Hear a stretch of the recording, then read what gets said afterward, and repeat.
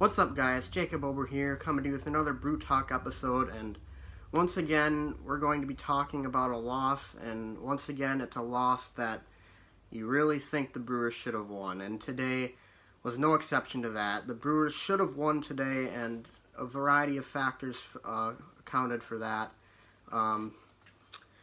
I think I'll start with the 19 hits the Brewers had today. They lost the game 8-7. They only scored 7 runs on 19 hits.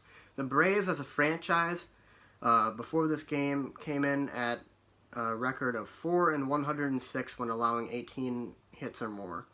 The Brewers had 19 hits today, and they lost, boosting that record to 5-106. So, I mean, 7 runs should be enough to win a game. But, I mean, given the situation, there was a point in the game where the Brewers had 2 on second and third and nobody out, and they failed to score. And they had a lot of situations where they failed to score, and they should have scored at least 1 or 2. So, that's where I start. Obviously, they should have scored more on the 19 hits, but at the same time, 7 runs should be enough to get you a victory, and the pitching, once again, was dreadful. And Chase Anderson once again comes out, has his early yips, kind of settles it down a little bit, and he exits after 4 innings with 4 earned runs given up, and then Counsell makes the move to the bullpen. The Brewers at this point have a 6-4 lead. Corey Knebel comes on. Even though Craig Counsell said that Corey Knebel was done pitching in high leverage situations, Corey Knebel comes on and gives up a run in what I would think is a high leverage situation, given the fact that the top of the order is up and it's a 2-run game. That, to me, is a high leverage situation. And, I mean, the first 2 batters, Knebel looked pretty good. He got a ground out and he got a strikeout. And then Freddie Freeman doubled off of him, and then Nick Markakis doubled off of him, and that scored a run. He eventually got out of the inning with the lead still, but that was a deciding run in the game because the Braves only won by 1 run. So then Counsell makes the move to Corbin Burnes. The Brewers take a 7-5 lead after that. They score 2 more, or 1 more, I should say. I think it was a Moustakas RBI single that scored him. That scored Perez from third, I think. And then the very next inning, he brings out Corbin Burnes, who I don't think pitched that bad, honestly. There was a runner on with Dansby Swanson at the plate as the number 8 hitter. Not a very good hitter at all. Got an inside pitch that somehow he hit for a home run, let alone made contact with. It wasn't a bad pitch by any means. It was just very unlucky. And the Brewers had a lot of line drive outs, I'd say, today. A lot of hard hit balls for outs. They did have the 19 hits, but I'd say that the Brewers got a little bit unlucky in certain situations, while the Braves got a little bit lucky in certain other situations. Then we go to the next inning. Dan Jennings is on to protect a 1-run lead. Wait a minute. Yeah, the home run tied the game. That's right. He gave up the tying home run to Dansby Swanson. Then Dan Jennings comes on the very next inning. It's a 7-7 ball game. Second pitch that Ozzie Albies sees, he takes a yard for a home run. That makes it 8-7, and that's pretty much the game. And why I say that this is bad bullpen management is because tomorrow's an off day, and Jeremy Jeffress hasn't pitched at all in this series. Why not use Jeremy Jeffress in the situation that Dan Jennings was in? Why did Dan Jennings pitch there?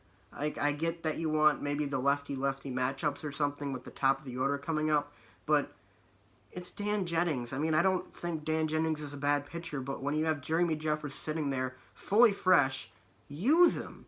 Use your best relievers. This is a very important game we're talking about right now. The Atlanta Braves are right on the heels of the Brewers, and now they have the lead over the Brewers for the wild card. Now, the important thing to remember is the Brewers did win last night, which gave them the series advantage in the season. So if it comes down to it and the teams are tied at the end of the season, the Brewers are going to get the advantage and get the home wild card game if it comes to it.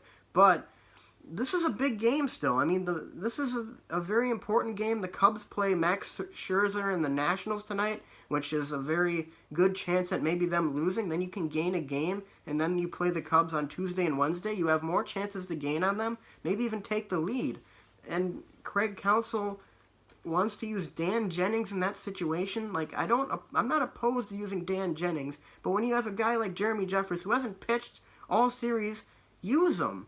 Don't save your relievers for situations that might never happen. That's my take on it. I don't want my team to be saving relievers for situations that may never come. I want to use my relievers to get to situations like that, so then you have a chance to win the game. The Brewers didn't have a chance, or they did have a chance, but they kind of blew that chance by using Dan Jennings, who gave up the home run. Now, Dan Jennings didn't pitch particularly badly, but when you have a guy like Jeremy Jeffress right there in the waiting, hasn't pitched all series, totally fresh arm, use him. You have to use him in that situation, and that's not what ultimately cost the Brewers the game. And once again, Craig Counsell doesn't make the obvious move. He goes to a different guy and ends up costing the Brewers dearly. And, I mean, honestly, I don't have a record of the amount of times that Craig Counsell has done that, but I'm sure there's quite a few number of instances. And you can say that it's all based on luck, like, oh, he just got unlucky making the one wrong move, you know, and obviously hindsight is 20/20, but, like, not when it happens as often as it does. And it happens a lot.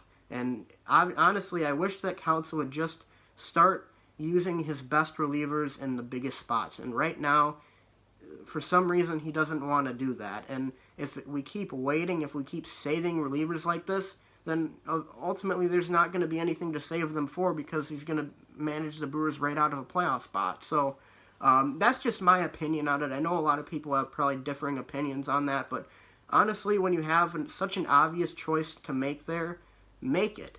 Use Jeffress. I don't care if it's only the 7th or the 8th inning or whatever. Use Jeffress. He hasn't pitched all series long. I know you're thinking, well, if he holds them scoreless, then what do you do? Why don't you use him for 2 or 3 innings? I mean, you have an off day tomorrow, so you have 2 off days in the next 4 days. Use him as much as you can. This is a big game that you need to win. And Counsell outmanages himself again and loses the game. So, obviously, the entirety of the blame doesn't go on Counsell. The offense should have scored more runs, seeing as how they had 19 hits, and they certainly didn't come through in the biggest situations in the game. But at the same time, 7 runs should be enough to get you a victory, and it didn't today. Chase Anderson once again having a very tough outing, which is becoming increasingly more common for some reason, and I'm starting to get a little concerned about him. The Brewers really need some pitching help, though. They have some guys on the DL right now, OberSports, but I really wish that they had that one guy in the rotation that they could rely on every single time to come out and pitch a gem. Like, I mean, I know that's a lot to ask for, but when you're a contending team, you'd like to have an ace, kind of. And right now, the Brewers really don't have that. They really don't have a guy you can trot out there, and he ends up pitching 6 or 7. You can rely on him to pitch 6 or 7 strong innings on a consistent basis. They don't have that guy right now. And until they do, I mean, I don't really see them getting far in the playoffs. I mean, obviously, they still have a long ways to go to get to the playoffs, but I mean, at this point in time, if they do make the playoffs, I'm not confident in throwing out Chase Anderson there. So hopefully the Brewers can get back Jimmy Nelson, or maybe get a guy like Zach Wheeler off of waivers, although that's seeming more and more like a long shot at this point. But you'd like to think that the Brewers would have gotten someone at the deadline. They didn't, so they're kind of just stuck with what they have. So hopefully they can turn it around, but right now, the team is trending downward, and it's not looking very good. They have a very, very big 2-game series against the Cubs coming up on Tuesday and Wednesday. Hopefully, they can turn it around there, but the way that they've played against the Cubs this season, I really don't know. Anyways, guys, thanks for watching. Be sure to leave a like and subscribe, and I'll see you guys next time, hopefully with some better news than today.